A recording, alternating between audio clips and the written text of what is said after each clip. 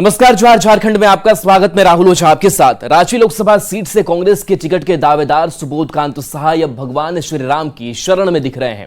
कांके में एक कलश यात्रा में शामिल सुबोध कांत सहाय ने रांची सीट पर आज ही उम्मीदवार के नाम की घोषणा करने की मांग की। अपनी बेटी का नाम चर्चा में आने पर उन्होंने सफाई दी और दावा किया कि राम मंदिर मामले में वे समझौते के करीब पहुंच चुके थे। सुबोध कांत सहाय से खास बातचीत की रांची संवाददाता संजय कुमार सिन्हा ने।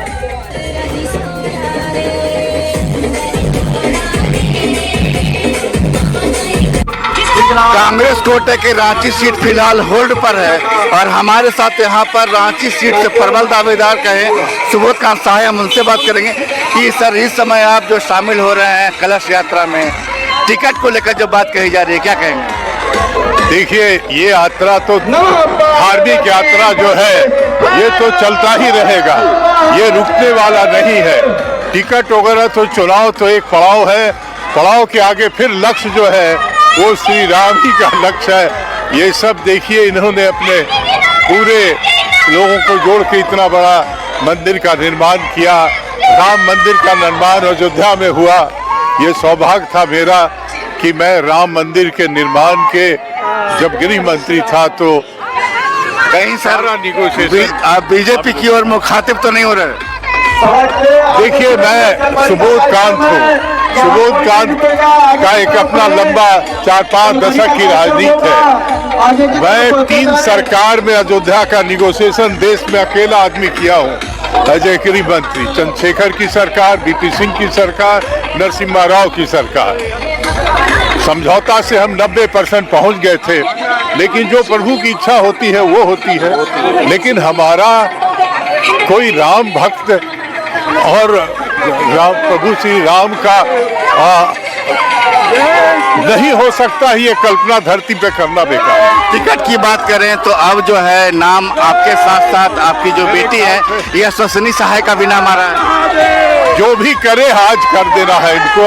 आज के बाद जो है वक्त इनके पास नहीं होगा, मैं इतना ही कहना चाहता हूँ। मतलब क्या आप जो कल रैली होने जा रही है, कल रैली में शामिल होंगे सुबोध कांत सहाय? मैं पूरी तैयारी में हूँ, शामिल क्या होगा, मैं तैयारी कर रहा हूँ। सर उम्मीद कर रहे हैं कि रांची सीट से आपको मौका मिलेगा या यशस्विनी सहाय को?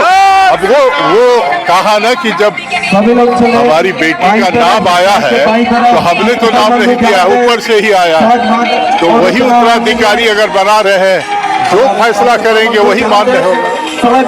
सुबोध कांत सहाय भी अब जय श्री राम की शरण में है और बता रहे हैं कि रांची सीट पर उनके साथ साथ जो उनकी बेटी का नाम आ रहा है। अब वास्तव में टिकट किसे मिलेगा यह देखने वाली बात होगी। संजय कुमार सिन्हा, न्यूज़ 18 रांची। तो श्री राम की शरण में सुबोध कांत सहाय हैं। जो तस्वीर आपने देखी, तो क्या प्रेशर पॉलिटिक्स में सुबोध कांत सहाय जुटे हुए हैं? सवाल ये खड़ा हो रहा है। श्री राम का गुणगान कर वो संदेश क्या देना चाहते हैं? क्योंकि जो तस्वीरें आपने देखी वो इस यात्रा में शामिल हो रहे थे। आला कमान को नाम के ऐलान का अल्टीमेटम सुबोध कांत सहाय क्यों दे रहे हैं? सवाल यह भी है कि क्यों कहा कि कल के बाद समय नहीं है, और रेस में बेटी यशस्विनी सहाय का नाम कैसे आया, ये भी सवाल है। और जिसको लेकर कि उन्होंने अपनी सफाई भी दी और कहा कि आला कमान से बात हुई होगी तो यह नाम जो है वो चर्चा में आ रहा है। तो राम मंदिर मामले से जुड़े कनेक्शन का भी जिक्र उन्होंने किया और कहा कि उनकी राजनीति जो है वो दशकों की है। विवाद सुलझाने के करीब पहुंचने का अब दावा क्यों किया जा रहा है? और सवाल, और बड़ा सवाल यह भी है कि क्या बीजेपी की ओर सुबोध कांत सहाय रुख कर सकते हैं? रांची सीट से अब तक कांग्रेस से नाम पर सस्पेंस जो है वो बना हुआ है। कांग्रेस पार्टी जल्द ऐलान का दावा कर रही है। बढ़ेंगे आगे तो सरायकेला की ईचागढ़ विधानसभा में बीजेपी की प्रबंधन समिति की बैठक हुई। चांडिल में हुई बैठक में रांची लोकसभा क्षेत्र के बीजेपी प्रत्याशी संजय सेठ शामिल हुए। इसमें ईचागढ़ से बीजेपी प्रत्याशी की 1.5 लाख वोट से जीत तय करने को लेकर पार्टी कार्यकर्ताओं को निर्देश दिए गए।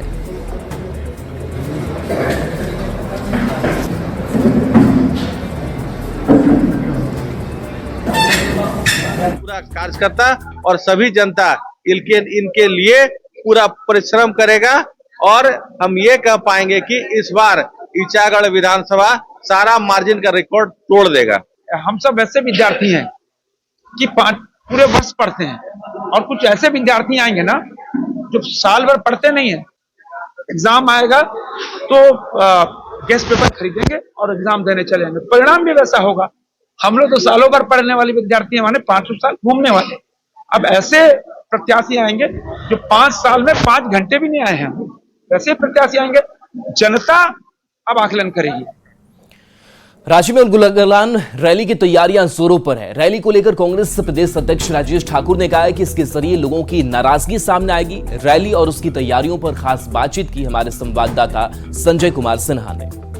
कल इंडिया गठबंधन की न्याय उलगुलान रैली होनी है और इस रैली को लेकर तैयारी भी जबरदस्त है। हमारे साथ प्रदेश कांग्रेस अध्यक्ष राजेश ठाकुर, हम उनसे जाने कि इस रैली को लेकर जो दावे किए जा रहे हैं कि तमाम दिग्गज नेता आएंगे और तैयारी किस तरीके से, क्या देना संदेश क्या होगा? तो देखिए, पूरे देश में जो एक आतंक का माहौल है और जिस तरह से जो गैर भाजपा शासित राज्य है वहां के लोगों को परेशान किया जा रहा है। यूं कहिए कि जिन लोगों ने अपने नेता को चुना है और अपने मुख्यमंत्री को चुना है उसे जेल भेजने का काम किया जा रहा है। वो एक आक्रोश है झारखंड के लोगों में भी कि हमारे चुने हुए नेता को, जो भारत की स्वतंत्र एजेंसी कही जाती थी, वो गुलाम बन करके गिरफ्तार करने का काम की है। उस बात को लेकर आक्रोश है और उस आक्रोश को हम लोग एकत्रित करने का काम कर रहे हैं इंडिया गठबंधन के बैनर। आरोप तो यह भी लग रहा है कि आप लोग जो 5 लाख लोगों को जो लाने का दावा कर रहे हैं, बीजेपी तो साफ आरोप करे कि आदमी नहीं मिल रहे, बाहर से लोगों को लाया जा रहा है। देखिए, भारतीय जनता पार्टी क्या कहती है उस पर बहुत कुछ कहना नहीं है। पिछले अगर आप देखेंगे तो 5 सालों में कोई भी ऐसी इनकी रैली नहीं हुई है जो ये अपनी रैली के बारे में बता सके। कुंठित लोग, व्यथित लोग, विचलित लोग इसी तरह की बातें करेंगे, उसकी चिंता छोड़ दीजिए। तो राहुल गांधी क्या संदेश देंगे रांची की धरती से? नहीं, सीधा संदेश है उनका, जो उन्होंने 5 न्याय की बात की है, नारी न्याय, युवा न्याय, भागीदारी न्याय और जो श्रमिक न्याय है, इन सारी चीजों पर चर्चा करेंगे। राजेश ठाकुर जी साहब बता रहे हैं कि रांची में होने वाली न्याय उलगुलान रैली वास्तव में अपने आप में सफल होगी, एक बड़ा मैसेज संदेश देने की कोशिश भी होगी। 5 लाख लोगों के आने का दावा है, लेकिन दावा कितना सफल होता है यह मैदान में ही देखने की बात होगी। संजय कुमार सिन्हा, न्यूज़ 18, रांची। रांची में उलगुलान रैली को लेकर जेएमएम बड़ी तैयारी में जुटा हुआ है। जेएमएम का कहना है कि गढ़वा से 25,000 कार्यकर्ता रैली में शामिल होंगे। जेएमएम प्रवक्ता ने आरोप लगाया है कि बीजेपी मीठा जहर घोलकर लोकतंत्र पर कुठाराघात कर रही है। उलगुलान रैली जो झारखंड के प्रभात तारा मैदान में आयोजित होने वाली है, उसमें गढ़वा जिला से 25,000 से अधिक कार्यकर्ता भाग लेने जा रहे हैं और पूरे झारखंड से लगभग 10 लाख कार्यकर्ताओं का जुटान होने जा रहा है। ये जुटान पूर्व मुख्यमंत्री हेमंत सोरेन जी के जो गिरफ्तारी के विरोध में आक्रोश है, ऐलान है और ये आक्रोश को प्रदर्शित करने वाला है। धनबाद से अनुपमा सिंह की उम्मीदवारी का कांग्रेस में ही विरोध हो रहा है। बोकारो में कांग्रेस नेता अब खुलकर विरोध में उतर आए हैं, साथ ही 100 करोड़ रुपए देकर टिकट लेने का आरोप लगा दिया है। नाराज कांग्रेस नेताओं ने वोट बहिष्कार की चेतावनी तक दे डाली है। लगातार हो रहे विरोध को देखते हुए कांग्रेस उम्मीदवार अनुपमा सिंह ने भी अपनी प्रतिक्रिया दी। उन्होंने कहा कि जो लोग विरोध कर रहे हैं या पार्टी छोड़ रहे हैं, उनसे आग्रह होगा कि वो लोग हमारे सामने बातों को रखने का काम करें। उन्होंने समर्थकों की नाराजगी दूर करने की भी बात कही। हमारे पास सूचना प्राप्त है कि 100 करोड़ रुपया देकर के टिकट धनबाद से जाकर के लिए हैं। तो मेरा कहना है कि एक किचन क्वीन अब राजनीतिक क्वीन बनने जा रही है। कांग्रेस में कभी आकर के धनबाद में कभी लोगों से मिली जुली है, न कोई जानता है। अचानक से ला करके पटक दिया गया। पिछली बार की जरा जैसे कीर्ति झा आजाद को ला करके खड़ा किया गया था। वो हर एक कैंडिडेट के जो भी कार्यकर्ता होते हैं उन लोगों को थोड़ा खराब लगता ही है शुरुआत में, लेकिन मेरा पूरा उम्मीद है कि जब कार्यकर्ताओं को समझ में आएगा कि ये बहुत जोश के साथ ये इलेक्शन लड़ा जा रहा है, तो शायद वो लोग ज़रूर वापस आएंगे और उन्हें लगेगा कि एक आतंक फैलाने वाले कैंडिडेट से बचने के लिए उन्हें ज़रूर वापस आना होगा। धनबाद से नुकमा सिंह को कांग्रेस उम्मीदवार बनाए जाने के विरोध में कद्दावर नेता ललन चौबे ने इस्तीफा दे दिया। उन्होंने विधायक अनूप सिंह की पत्नी को टिकट देकर कार्यकर्ताओं के अपमान का आरोप लगाया है। ललन चौबे के इस्तीफे पर बेरमो विधायक अनूप सिंह ने प्रतिक्रिया दी है। अनूप सिंह ने कहा कि टुल्लू महतो और ललन चौबे में कोई अंतर नहीं है और उनके जाने से कांग्रेस और मजबूत होगी। उम्मीदवार घोषित किया गया जिसे कोई जानता भी नहीं है, जो घर के दरवाजे से बाहर नहीं निकली है औरत, उसको कांग्रेस पार्टी जैसे पार्टी का उम्मीदवार एकाएक बना दिया गया। इससे दुखी होकर कि इससे कार्यकर्ताओं को भारी अपमान हुआ है, मैं अपने पद से और कांग्रेस की सदस्यता से इस्तीफा दे रहा हूं। ललन चौबे जी का इस्तीफा देना कोई नुकसानदायक साबित नहीं होगा। ललन चौबे जी पे वही सब केसेस हुए हैं पूर्व में जो ढुल्लू मातों पे भी हुए हैं। तो ऐसे प्रकृति के लोग अगर हमें छोड़ के जाते हैं तो मैं समझता हूँ कांग्रेस को फायदा ही होगा। महिला का केस ढुल्लू मातों पे हुआ तो ललन चौबे जी पे भी हुआ। झारखंड बीजेपी अध्यक्ष बाबूलाल मरांडी ने सोशल साइट एक्स पर पोस्ट कर जेएमएम पर निशाना साधा है। सोशल साइट एक्स पर बाबूलाल मरांडी ने पोस्ट में लिखा है कि जेएमएम परिवारवाद के चंगुल में बुरी तरह से फंस चुका है। यह पार्टी अब बाप, बेटे और पत्नी की जागीर बनकर रह गई है।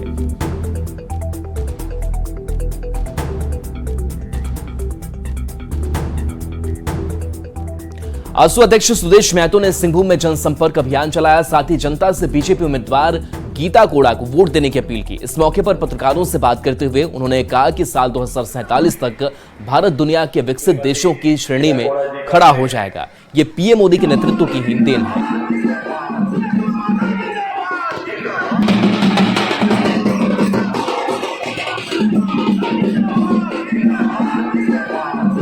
भारत के तरक्की का जो तरक्की जिस रूप से हुआ है, इस 9 साल की वास्तविकता को निकाल के देखो कि चूंकि भारत का कंपटीशन कहां पर होगा, ग्लोबली होगा, तो ग्लोबली लेवल में भारत आज किस स्थान पर पहुंच गया। ये बिना विकास किए तो नहीं पहुंच गया, केवल भाषण से तो चीजें तैयार नहीं हुए। कहीं ना कहीं हमारा इंफ्रास्ट्रक्चर आज विश्व के स्तर पर खड़ा है और हमारा संकल्प है 47 तक विश्व के अग्रणी देशों में भारत शुमार होगा और उसकी तैयारी और उसकी नींव रखी जा रही है। विपक्ष कह रहा है कि आप मुफ्त में अनाज बांटकर लोगों को पंगु बना रहे हैं, रोजगार नहीं दे रहे। इस राज्य की आवश्यकता की पूर्ति हो रही है, दोनों पर लड़ाई लड़ा जा रहा है। क्रिकेट लेजेंड सचिन तेंदुलकर रांची पहुंचे। सचिन तेंदुलकर के रांची पहुंचने से प्रशंसक उत्साहित नजर आए और उनका जमकर स्वागत किया। सचिन ने अपने प्रशंसकों को निराश नहीं किया और सभी का हाथ हिलाकर अभिवादन किया। सचिन तेंदुलकर एक कार्यक्रम में शामिल होने रांची पहुंचे हैं। सचिन तेंदुलकर और बांची में फुटबॉल खिलाड़ियों से मुलाकात करेंगे और उन्हें बेहतर खेलने के लिए उत्साहित भी करेंगे। हमारे फाउंडेशन के लिए आया हूँ, तो यहाँ पे जो युवा फाउंडेशन है उनके साथ हमारा सचिन तेंदुलकर फाउंडेशन इकट्ठा काम करते हैं, तो वहीं पे छोटे छोटे लड़कियों को देखने के लिए आया हूँ। वो फुटबॉल प्लेयर्स हैं, उनको एनकरेज करने के लिए यहाँ पे आए हूँ और कोई वजह नहीं है। देश में पहली बार एनएचएआई की ओर से हाथियों के आने जाने के लिए अंडरपास के साथ ओवरपास भी बनाई जा रही है। रांची के ओरमांझी से रामगढ़ के गोला तक भारत माला परियोजना के तहत ग्रीन कॉरिडोर 4 लेन सड़क बन रही है। इसकी लागत 732 करोड़ है, जिसमें 27.6 किलोमीटर लंबी सड़क में 3 ओवरपास और अंडरपास होंगे। कुल्ली में 13 करोड़ की लागत से 75 मीटर लंबा मेजर ब्रिज बनाया जा रहा है। 2 साल में यह परियोजना पूरी हो जाएगी। इससे हाथियों के आने और जाने में सुविधा होने की उम्मीद जताई जा रही है। यह परियोजना जून 23 में स्टार्ट हुई थी, जो अगले 2 साल में पूरी होनी है। इस परियोजना में हाथियों के आवागमन के लिए विशेष ध्यान रखा गया है।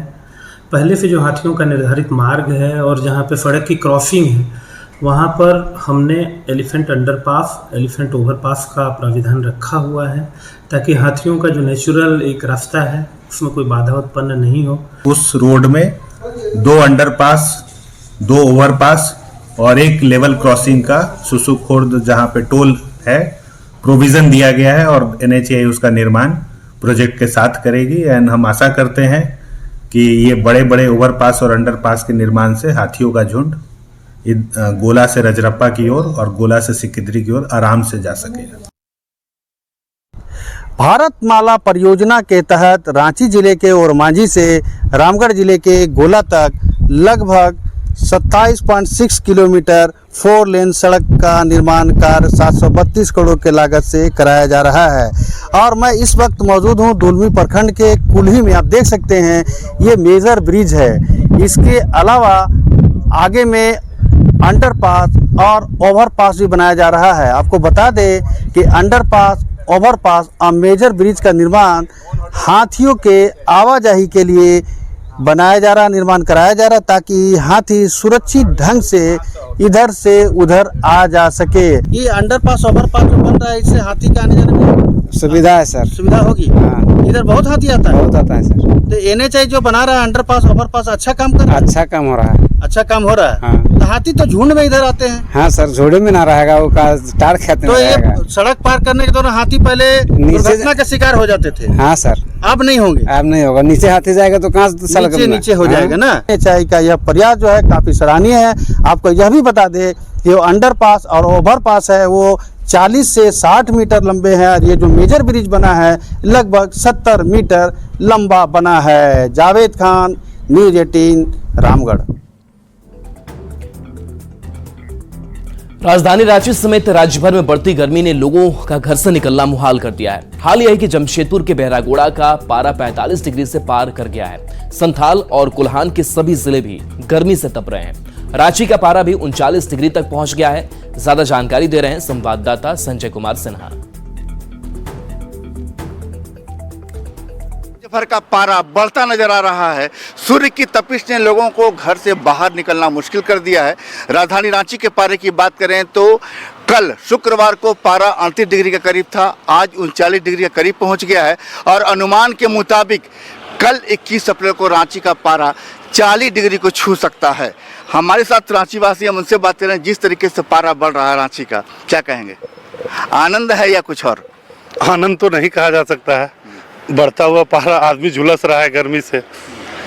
और यहाँ का क्लाइमेट सबसे अच्छा माना जाता था। यहाँ का मौसम, यदि 40 डिग्री पारा पहुँचा तो शाम में बारिश जरूर होता था, लेकिन अब सब कुछ खत्म होते जा रहा है। जमशेदपुर के बहरागोड़ा का पारा 45 डिग्री तक पहुंच गया। कोल्हान के तमाम जिलों का पारा 40 डिग्री के पार है। संथाल का वही हाल है। बोले कि जिस तरीके से बात करें, रांची में तो गर्मी है ही, लेकिन और भी जिले जो हैं गर्मी से परेशान हैं। तो ऐसे में क्या लगता है कि जो लोग घर से बाहर निकल रहे हैं तो कितनी सावधानी बरतने की जरूरत है? आप बरत रहे हैं? बरत रहे हैं। क्या बरत रहे हैं? घर से कम निकल रहे हैं। घर से कम निकल रहे हैं। आप? सर, अभी जैसा गर्मी का मौसम कर रहा है, वो अभी देख रहे हैं कि पशु लोग का, जो कुत्ता लोग है और जानवर लोग है, उन लोग के लिए सबसे व्यवस्था करना है पानी का, क्योंकि रांची में अन्य जगह पर भी पानी का बहुत ज़्यादा किल्लत हो रहा है। तो पानी को सबसे पहले हम लोग को एब्जॉर्ब करना है।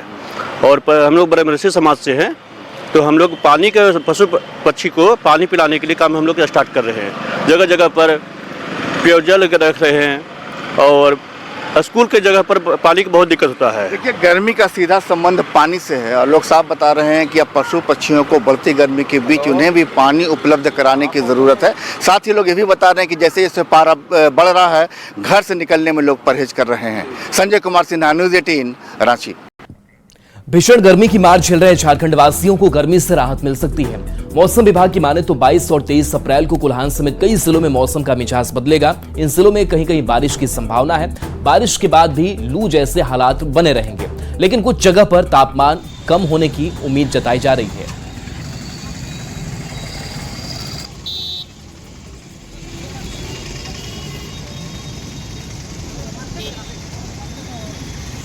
जो दक्षिणी भाग है झारखंड का, उसके साथ में जो मध्य भाग है जिसमें गुमला है, खूंटी है, रांची, लोहरदगा, रामगढ़, बोकारो, इन हिस्सों में भी हल्की बारिश की संभावना गर्जन उत्पाद के साथ में बताई जा रही है, जिससे कुछ हल्का तापमान में गिरावट देखने को मिलेगा। क्योंकि ये थंडरस्टॉर्म रिलेटेड बारिश है, पूरे दिन भर नहीं रहेगी, थोड़े आंशिक बादल रहेंगे, तो थोड़ा पारा गिर सकता है, बट बहुत ज्यादा पारा गिर जाए ऐसी उम्मीद नहीं। और चलिए, ब्रेक का वक्त हो चला है, जल्द वापस आते हैं।